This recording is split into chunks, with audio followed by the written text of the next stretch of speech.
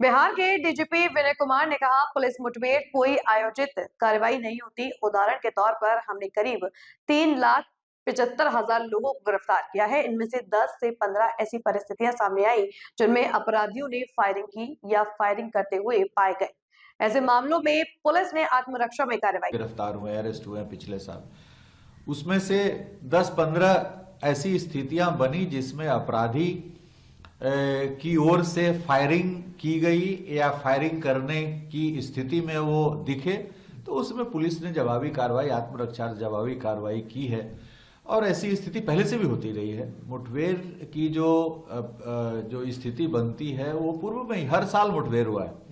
आप यदि 2005, 6, 7, 8 किसी भी वर्ष में मुठभेड़ की संख्या शून्य नहीं रही, और इस पिछले वर्ष की भी जो मुठभेड़ की संख्या वो ऐसा नहीं कि कोई अप्रत्याशित कोई ऐसा हो रहा है। तो जो मुठभेड़ की स्थिति बनती है तो पुलिस आत्मरक्षार्थ फायरिंग करती है। आपने देखा होगा कि होली के दौरान मुंगेर में, अररिया में 2 हमारे एएसआई मारे गए। अपराधी इनके ये रिएक्ट करते उसके पहले ही इन पर गोली चला दिया और दोनों की मृत्यु हो गई, 2 हमारे पुलिस होली के दिन। तो यदि हम अपराधी उद्यत है गोली चलाने के लिए, हम नहीं गोली चलाएंगे तो फिर हमारे पुलिसकर्मी मारे जाते हैं। इसलिए आत्मरक्षार्थ फायर करने का प्रावधान कानून में है। तो एक कानून सम्मत तरीके से मिनिमम फोर्स यूज करके हम अपराधी की गिरफ्तारी सुनिश्चित करते हैं।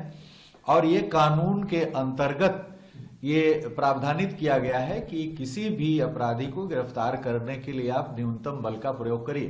तो न्यूनतम बल, जैसे हम अपराधी फायर कर रहा है, अपराधी जिस प्रकार से पुलिस पर हमला करने के लिए उद्यत होता है, तो आत्मरक्षार्थ हम फायर करते हैं।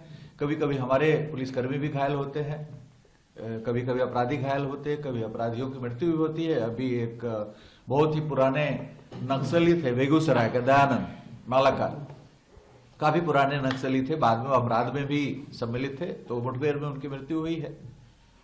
तो अपराध की जो स्थिति है उसको दृष्टिगत रखते हुए हम लोग कमी लाने का पूरा प्रयास कर रहे हैं। और जो अपराधी जब पुलिस पे फायर करने के लिए उद्यत रहते हैं, फायर करते हैं, तो पुलिस आत्मरक्षार्थ फायर करती है, अपने जान बचाने के लिए फायर करती है। उसमें कुछ अपराधी कभी कभी घायल होते हैं, कभी कभी अपराधी की मृत्यु हो जाती है। एक आखिरी सवाल सर, कि जो बांग्लादेश बॉर्डर है या नेपाल बॉर्डर है, वहां भी काफी सुरक्षा तेज की गई है और 3 बांग्लादेशी पकड़े गए हैं।